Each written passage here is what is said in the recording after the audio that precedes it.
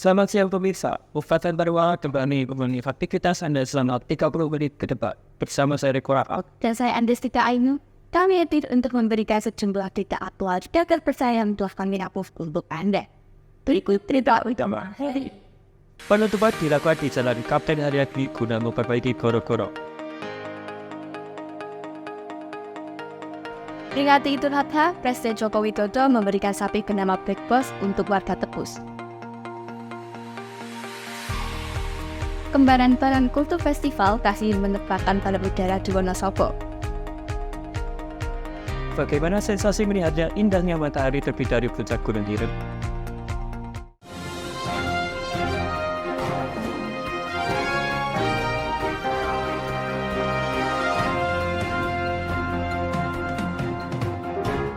Pemirsa, bagi Anda masyarakat Deli terkhususnya di Kabupaten Sleman, bahwa dilakukan penutupan jalan di Kapten Haryadi. Hal tersebut terjadi karena pembenahan gorong-gorong oleh Pemprov DIY.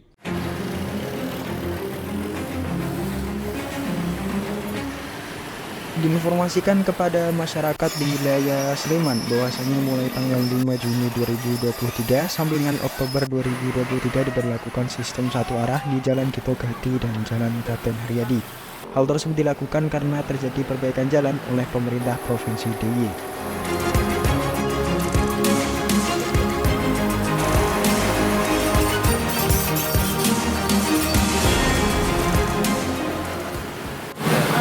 Dari perbaikan jalan ini, Bu, apakah ada dampak tertentu yang terjadi atau mungkin dari segi penjualan atau yang lainnya? Biasa ya, cuma sedikit mungkin. Apakah omset turun atau tetap berjalan sesuai dengan biasanya? Ya nggak turun, jalannya kan sepi, pasti tutup itu. Kalau yang ibu tahu kira-kira pekerjaannya berapa bulan? Kira-kira ya 6-7 bulan, Sekitar 6-7 bulan.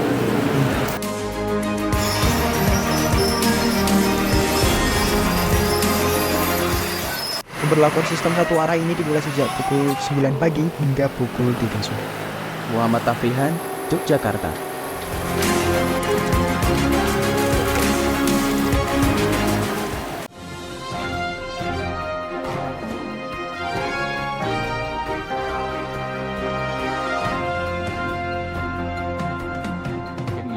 Dalam rangka Idul Adha, Presiden Joko Widodo menyumbangkan 38 ekor sapi untuk setiap provinsi.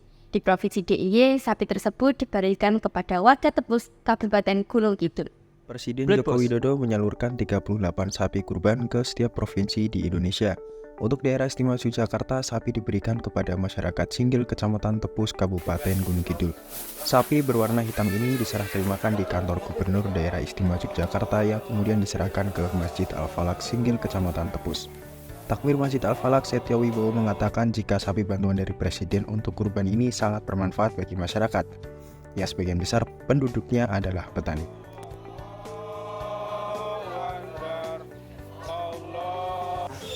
Untuk lokasi korban gitu minta nama takmir dan juga nama masjid itu, tapi kita benar-benar tidak menduga kalau yang akan diberikan ke kami bantuan dari Presiden. Pak, kalau hewan ternak sendiri dari mana ini, Pak? Informasinya itu dari Sleman, ya, dari petani milenial Sleman. Ya, apa aja ya teman-teman, nanti di sini ada petugas yang menunggu sampai proses selesai. Kemudian di sini juga ada teman-teman dari BPVET dari yang akan coba mereka melihat sejauh mana dagingnya gitu tuh, apakah aman atau tidak dikonsumsi. Tapi kalau dari sisi fisik penampakan hewan yang sudah hewan sehat ya insya Allah aman untuk dikonsumsi. Itu. Black Boss, nama sapi milik Muhammad Badar yang terpilih jadi kurban Presiden Joko Widodo. Badar mengaku kaget dan bahagia. Berapa sih Pak perkiraan bobot sapinya dan termasuk jenis sapi apa? Kalau bobotnya itu 1030 kilo. Untuk jenis sapinya itu sapi Angus. Sapi Angus itu ya sapinya warnanya hitam. Dia lebih apa ya? Perawakannya ya kalau tingginya tidak terlalu tinggi, kemudian hitamnya itu dia full hitam, jadi seluruh badannya itu hitam sampai lidah sama matanya itu biasanya putih. Nah itu dia agak kehitam-hitaman. Terus ada namanya ya Pak ya? Siapa ya Pak namanya? Namanya Black Boss, Mas. Kemarin Black Boss. Iya. Karena badannya hitam sama Hitam. berat ya itu ya kemarin. Iya. Black Boss namanya. Festival takbiran terbesar di Yogyakarta, Jogja Takbiran Festival berhasil menarik antusias warga Jogja.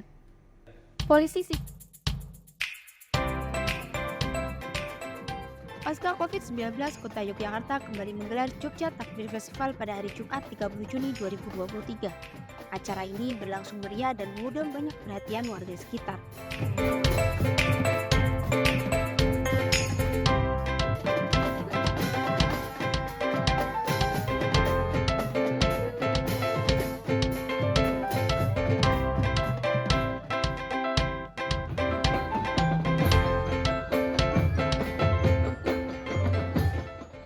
Apa sih nama acara ini? Nama acara ini Jogja Takbir Festival yang diadakan oleh Angkatan Muda Muhammadiyah Kota Yogyakarta sebagai wujud kita cinta atas budaya dan syiar agama Islam di Kota Yogyakarta. Adakah tujuan dari acara ini apa ya Mas? Tujuan ini kita memperkenalkan bahwasanya Islam itu sangat berkemajuan, Islam tidak anti kritik, Islam tidak anti budaya, tetapi budaya untuk menjadi ladang dakwah kita semuanya. Bagaimana kesan Ibu melihat acara ini gitu? Cukup menyenangkan, bisa buat hiburan. Ini acara jarang-jarang, nggak mesti setahun sekali ada. Biasanya per kecamatan, per kelurahan adanya. Ini tapi ini dipusatkan sekota ini, jadi antar kelurahan. Berarti udah lama nggak ada acara ini ya Bu? Ya sebelum COVID mungkin ada, itu kemarin ada COVID pandemi itu berhentian 3 tahunan. Memang Baru meriah kali seperti ini ya? Iya.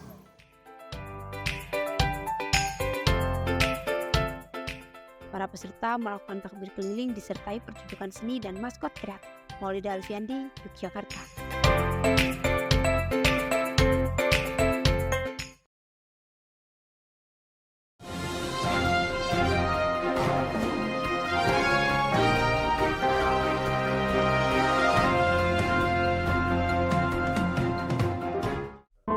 Ini tentang mereka yang kalah dan mencoba bertahan di tengah sulitnya ekonomi.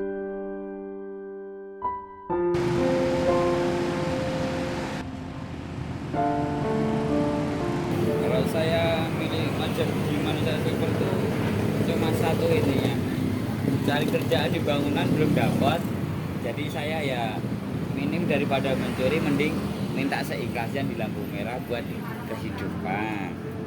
Kalau belinya itu cuma bahannya itu cat sablon dicampur sama minyak goreng, itu modal kalau catnya doang itu saya beli cuma yang murah 18.000, minyaknya goreng cuma yang harga 4.000, minyak bantal itu bisa dipakai sampai 5 hari. Itu 5 hari satu orang, kalau sama teman-teman pakai ya minim 2 hari. Cara bersihnya gimana ya? Cara bersihnya cuma kayak piring itu, nggak cuci bersih sunlight gitu, gimana sekitar 4 tahun lebih, 5 tahunan gitu. 5 tahun kurang lah. Yang dilakukan oleh Indra Gunawan adalah stage performance, yaitu kesenian yang dilakukan di jalan sebagai ruang pertunjukan. Kalau sebelum COVID ya pendapatan lumayan. Kalau pas sebelumnya, kalau sekarang sampai COVID, dari COVID sampai sekarang ya minim tuh. Sekarang berusaha mencari dari pagi sampai ke malam, ibaratnya dari jam 8 sampai ke jam 9 malam itu ya minim, kebanyakan cuman ya 300 400 sudah, itu 400 kebanyakan. Kalau jelek-jeleknya ya 300 lebih dikit.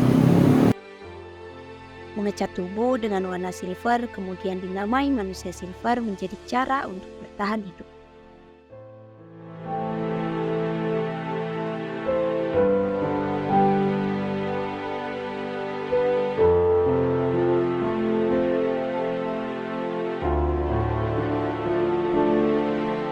Marak terjadinya setelah COVID.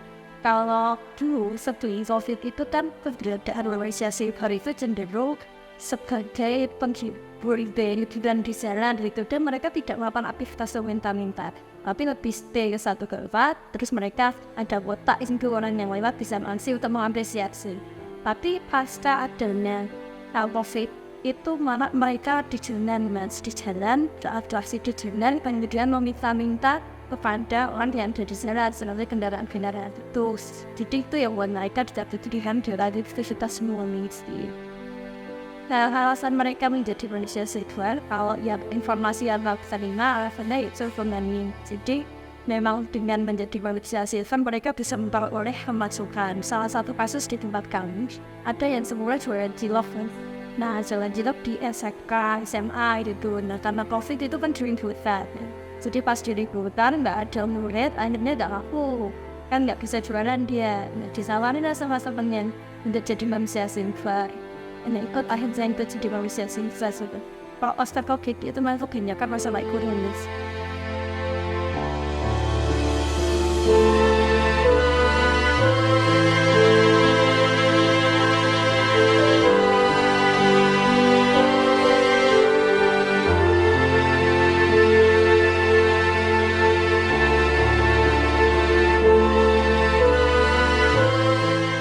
Ya, di daerah istimewa Yogyakarta ini ada peraturan yang intinya itu tidak boleh melakukan hal seperti yang dilakukan oleh manusia silver ini. Karena manusia silver ini ternyata dia adalah meminta-minta. Nah, itu untuk meminta-minta di jalanan atau di tempat umum dan sebagainya itu tidak diperbolehkan. Ini ada aturannya, itu ada di peraturan daerah nomor 1 tahun 2014. Ya, banyak manusia silver yang ditangkap itu juga sudah banyak yang ditangkap. Kemudian yang memberi pun juga sudah ada yang ditangkap. Jadi tidak hanya yang manusia silvernya aja, tetapi juga pemberinya itu juga sudah ada yang ditangkap, karena nanti menjadi potensi untuk maraknya peminta-minta seperti itu dengan modus operandi apapun. Ketika itu meminta-minta seperti itu tidak boleh. Ya, untuk orang atau manusia silver yang ditangkap ini kemudian dimasukkan ke dinas sosial karena yang menangannya ada di sana. Nah, di sana itu di asesmen, artinya data kemudian semua apapun tentang anak ini, manusia ini kemudian akan dianalisis. Kemudian setelah dianalisis nanti dari hasil analisis ini akan ditentukan treatmentnya. Kemudian dilakukan treatmentnya, bentuk pembinaannya, termasuk kadang-kadang lama pembinaan atau lama penahanannya di asesmen itu berapa lama, itu kadang-kadang tergantung dari asesmen ini. Itu yang dilakukan oleh dinas sosial. Kalau tetangga tuh melihat saya jadi manusia silver tuh ya nggak apa-apa, ya cuman biasa-biasa aja. Yang penting kan kalau cuman kayak teman terdekat, yang penting nggak mencuri, yang kalah silver. Apapun yang saya bawa itu buat minta itu yang penting seikhlasnya. 100 perak, 200 perak saya terima. Sebenarnya, tindakan yang meminta-minta adalah ilegal, termasuk manusia silver. Maulida Alfiandi, Yogyakarta.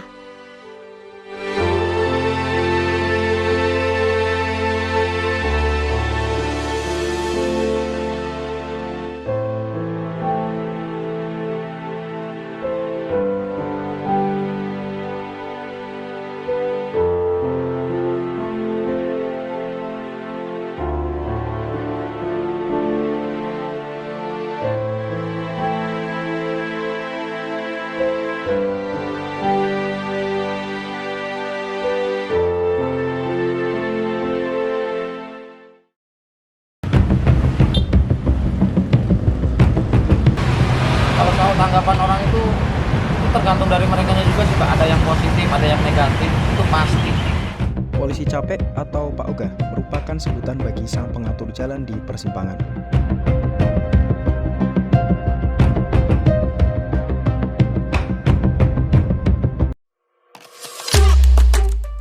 Meski begitu, Pak Ogah di jalan ini jarang memaksa meminta imbalan kepada pengendara. Biasanya para pengendara ini memberi uang seikhlasnya. Ada dua kubu yang pro dan kontra menanggapi kehadiran Pak Ogah di jalan.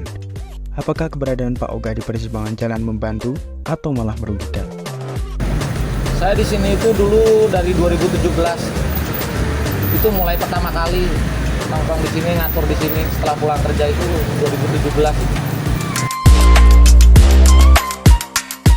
Wah, kalau soal pendapatan itu sulit untuk dijelaskan, Mbak. Soalnya karena saya sendiri nggak pernah menghitung uang itu. Yang jelas cukuplah untuk menafkahi yang di rumah. Menurut beberapa masyarakat, Pak Ogah membuat macet. Ada pula yang mengatakan Pak Ogah hanya mendahulukan yang memberi uang saja.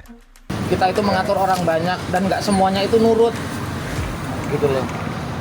Karena kayak dulu aja pernah sampai ke Depok Timur itu karena ya yang naik mobil itu memang nggak bisa, itu orang udah dikasih tanda disuruh berhenti untuk bergantian lewat gitu loh. Cuma dia tidak mau mendengarkan, tidak mau itu, tidak mau berhenti. Dan akhirnya terjadi kecelakaan. Kadang juga memang hampir ketabrak itu udah sering dikarenakan orang terburu-buru dan tidak mau ngalah. Ya kalau dulu sih cuma sampingan Mbak, cuma kalau sekarang mungkin bisa dibilang ya utama lah, dikarenakan memang belum ada pekerjaan lagi seperti dulu gitu. Kalau soal aturan hukum menangani Pak Ogah, saya belum pernah dengar Mbak. Kalau hukum seperti itu sebenarnya kayaknya nggak ada ya Mbak. Dikarenakan di sini kita itu membantu, justru malah polisi lalu lintas pun menyarankan kita memang kalau saat mati memang harus membantu. Menurut saya memang secara pribadi ya, mungkin juga hal ini dirasakan oleh masyarakat umum kebanyakan.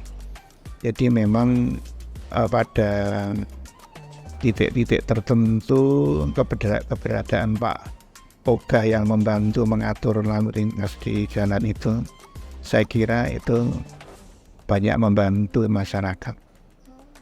Jadi otomatis dengan masyarakat terbantu itu juga kepolisian turut terbantu. Iya, ya otomatis sebetulnya itu kan tugas polisi ya kan. Tugas kepolisian lalu lintas untuk mengatur lalu lintas, untuk menertibkan lalu lintas yang ada di jalan itu. Tadi kan ketika titik-titik atau sudut-sudut tertentu itu saya kira personil kepolisian belum bisa mencukupi untuk itu. Jadi saya kira ya keberadaan Pak Ogah itu cukup membantu. Kalau hukum yang mengatur, sepengetahuan saya belum ada Mas. Karena itu juga tidak termasuk tindakan kriminal ataupun yang mengganggu ketertiban umum ya gitu. Ya, kalau saya dimintai pendapat gitu ya, fenomena Pak Ogah itu ya yang ada di jalan-jalan ya. Yang pertama saya melihatnya bahwa mereka itu termasuk orang yang jeli gitu ya. Jeli menangkap peluang gitu Mas ya. Karena keruwetan di jalan raya itu kalau hanya diserahkan kepada polisi lalu lintas menjadi sangat tidak cukup kan ya, sehingga akhirnya mereka mengambil sebagian peran gitu ya, peran yang seharusnya dilakukan oleh polisi lalu lintas ya, kemudian mereka melihat itu sebagai sebuah peluang ya, itu yang pertama ya. Jadi saya menganggap mereka kreatif gitu ya, itu yang pertama ya. Kemudian yang kedua Mas ya, yang kedua mereka itu pada realitanya memang banyak membantu kan ya. Jadi siapapun yang menggunakan jalan, entah itu mau belok, entah itu mau gantian gitu, ternyata mereka memang bisa membantu ya.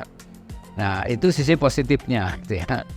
Nah sisi yang negatif itu ini membuktikan betapa banyaknya tenaga kerja di negara kita itu ya yang memiliki kualifikasi sangat rendah. Ya, jadi mereka itu mikirnya hanya seperti itu aja ya, tidak berpikir tentang hal-hal yang lebih tinggi lagi dari itu ya. Nah ini bukti ya bahwa namanya pendidikan itu terpenting ya buat meningkatkan kualitas tenaga kerja. Saya kira itu dulu ya pandangan saya.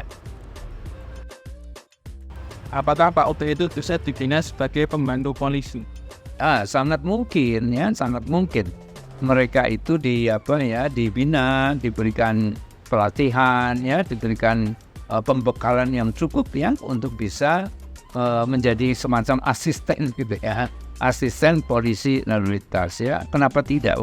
Nyatanya mereka itu punya kesediaan memang untuk bisa membantu tugas-tugas polisi lalu lintas. Kemudian apa perkiraan Bapak mengenai alasan mereka menjadi PAUK? Ya di depan tadi sudah saya sampaikan Mas Tasrifat ya. Jadi mereka itu melihat bahwa ini ada peluang, sedangkan mereka sendiri ya itu sangat membutuhkan pekerjaan, sangat membutuhkan penghasilan ya. Ini juga menunjukkan bahwa di negara kita itu pengangguran itu bisa teratasi dengan baik gitu, sehingga yang seperti itu akhirnya dianggapnya sebagai sebuah kesempatan ya untuk bisa mendapatkan penghasilan. Jadi saya kira itu bukti bahwa pengangguran memang harus segera diatasi gitu.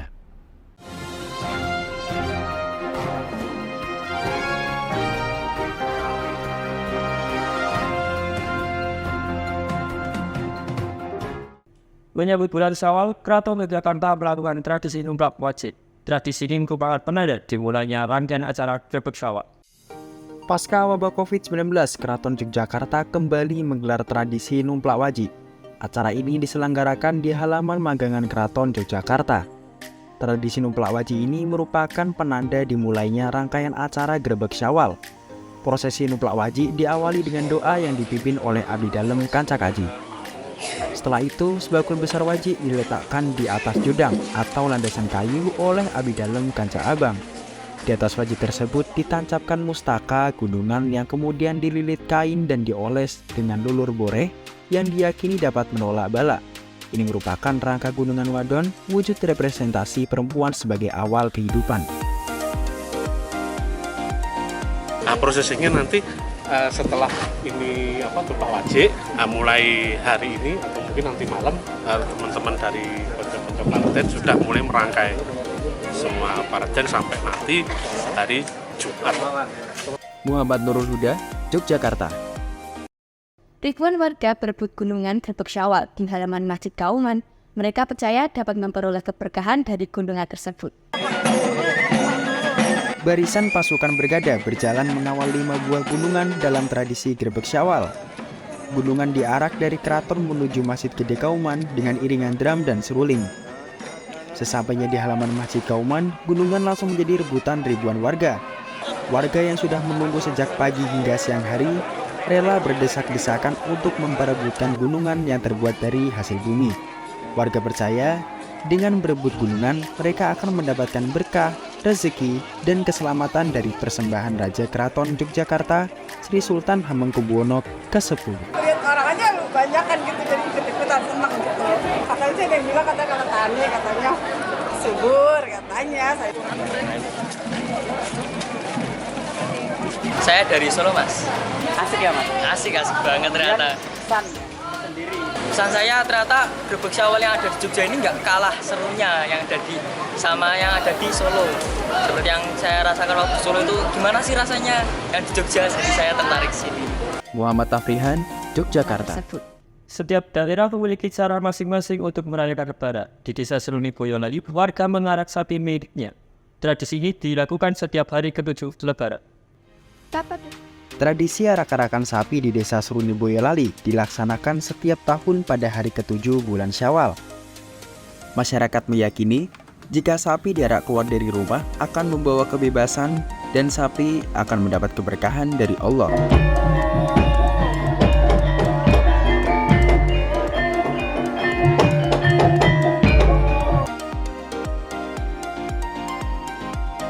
Acara ini diselenggarakan tiap tahun, lebih tepatnya setelah Hari Raya Idul Fitri. Dari masyarakat sendiri meyakini kalau sapi ini diarah keluar kampung, berharap sapi ini mendapatkan kebebasan dan rahmat dari Allah, Mas. Jadi secara tidak langsung rahmat dari Gusti Allah tersebut akan menular juga ke masyarakat sekitar. Mahadi Suparno, Boyolali. Kapadosia Turki versi lokal, kembaran balon Kultur Festival sukses memanjakan mata para pengunjung.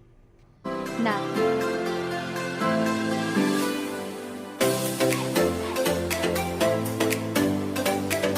kita tidak sedang berada di Kapadokia, Turki. Pentas menawan puluhan balon udara ini ada di Indonesia, lebih tepatnya di Desa Kembaran Kabupaten Wonosobo. Ini merupakan rangkaian dari acara Kembaran Balon Culture Festival. Pelepasan balon udara ini dimaknai sebagai momen kemenangan bagi umat muslim pada Hari Raya Idul Fitri. Nama festival pada tahun ini kita beri nama Kembaran Balon Culture Festival tahun 2020. Makna dan tujuannya, yang pertama untuk festival balon ini sendiri merupakan kegiatan ataupun penerbangan yang sudah turun-temurun dari tahun ke tahun, intinya untuk melestarikan budaya balon tradisional Wonosobo. Acara dimulai sejak pukul 6 hingga pukul 10 pagi. Penerbangan balon ini aman, tidak mengganggu aktivitas udara karena setiap balon diberi pasak yang ditancapkan pada tanah. Tiap tahun pasti sih, Pak? Ya, setiap tahun ya. Kesannya apa, Pak? Wah, ini acara yang sangat menarik. Hanya ada di Wonosobo ya. Mungkin di Indonesia itu jarang sekali. Dan ini Instagramable. Kemudian juga bisa untuk pendidikan anak-anak bagaimana menerbangkan balon seperti itu. Menurut saya perlu sekali dijaga, Mas. Karena ini buat ajang silaturahmi juga antar warga Wonosobo, mungkin dari luar kota juga seperti itu. Total 75 peserta berpartisipasi dalam festival ini.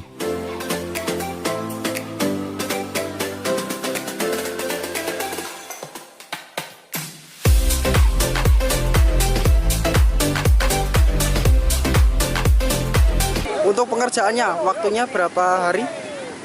Hampir 2 bulan. Kalau dana nggak kehitung. Kira-kira 1 juta ada? 1 juta? Kira-kira ada. Kira-kira 1 jutaan berarti ya? Muhammad Afrihan, Wonosobo.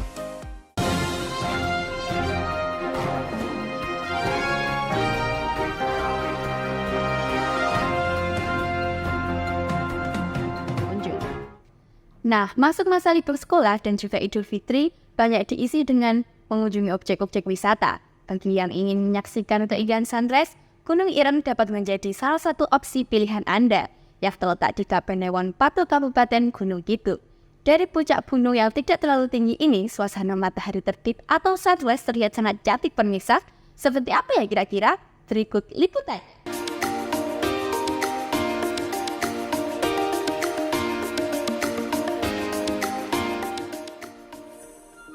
Nah, bagi Anda yang sedang berlibur atau singgah di Yogyakarta, tidak ada salahnya berkunjung ke Gunung Ireng yang berada di Patu Gunung Kidul.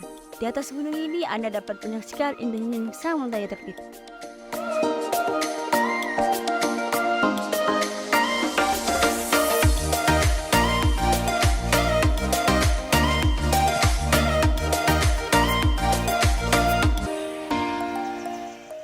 Selain Gunung Api Purbanglangeran yang sudah banyak dikenal di Gunung Kidul, Daerah Istimewa Yogyakarta ternyata terdapat gunung api purba lainnya. Ini salah satunya adalah Gunung Ireng yang berada di Kabupaten Gunung Kidul.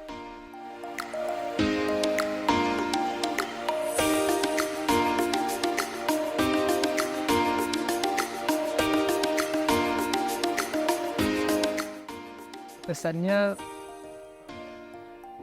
menyenangkan ya, karena dari akses pun mudah, terus HTM masuknya juga murah, terjangkau, terus tempatnya juga bersih dan sejuk sih. Kalian lihat di sosial media, jadi ini spot sunrise yang bagus.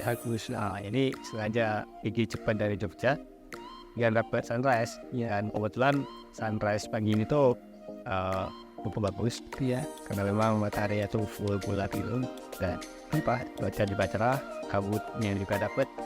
Jadi ya bagus lah untuk hari ini. Gunung Ireng ini menjadi salah satu spot favorit untuk menikmati keindahan matahari terbit atau sunrise. Di sini juga terdapat spot foto yang membuat foto Anda semakin cantik. Bagaimana kesan kakak berkunjung di Gunung Ireng ini? Kalau saya baru pertama kali ya menyenangkan, terus buat sunrise-an bagus. Berarti tadi tujuannya datang subuh-subuh salah satunya biar bisa lihat sunrise juga ya? Iya. Harga tiketnya pun cukup terjangkau, ini Rp10.000. Fradeska Rahma, Yogyakarta.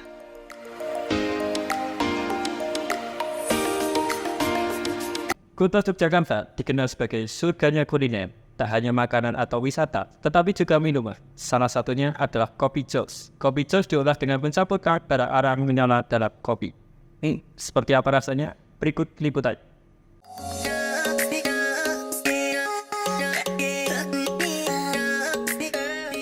Jakarta, kota yang menawan. Tidak hanya masalah wisata dan kuliner, tetapi juga tentang minuman ya.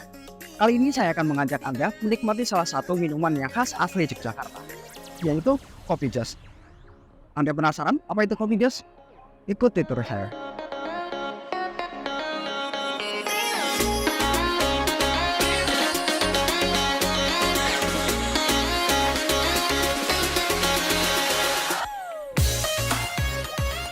Kita sekarang sudah sampai di tempat kita akan berburu kopi jos. Angkringan kopi jos Kangjo. Oke, langsung aja. Halo Mas. Iya Mas. Ada kopi jos kan? Ada. Sebelumnya aku tanya nih, kopi ini apa ya? Kopi jos itu kopi yang dicampur sama arang Mas. Sama arang? Iya. Terus josnya itu dari mana? Kata josnya itu? Kata josnya itu Mas, dari ketika kopinya itu udah jadi, itu kan dimasukin sama arang. Wah. Nah itu suaranya jadi kayak jos.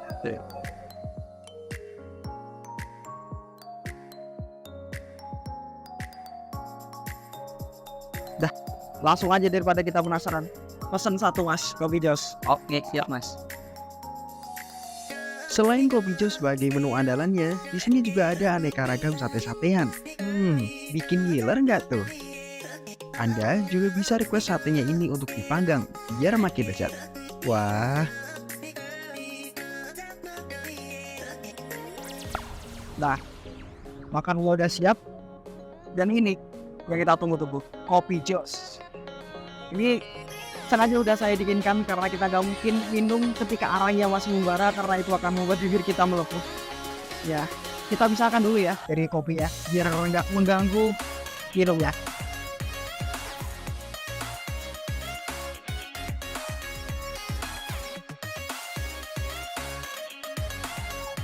Aromanya memang sedikit beda, ada bau-bau arang dan kopi yang dicampur menjadi satu. Luar biasa. Langsung aja kita coba. Manis loh. Ini benar-benar manis. Saya kira kopi jos ini identik dengan pahit karena kopi kita dimasukkan dengan arang yang membara. Tapi ini ternyata benar-benar manis. Tidak ada pahit sama sekali. Cuma perbedaannya di aroma. Aromanya memang lebih wangi. Kita coba sekali lagi.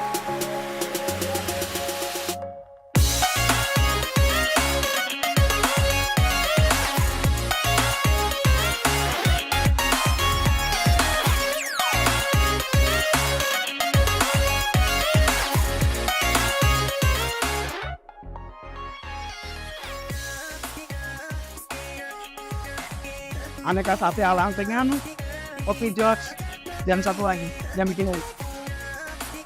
Panorama Tugu Jogja ada di belakang saya. Wow, ini sangat cocok ketika kalian datang ke sini bareng teman-teman sambil nongkrong, sambil ngobrol. Pas banget.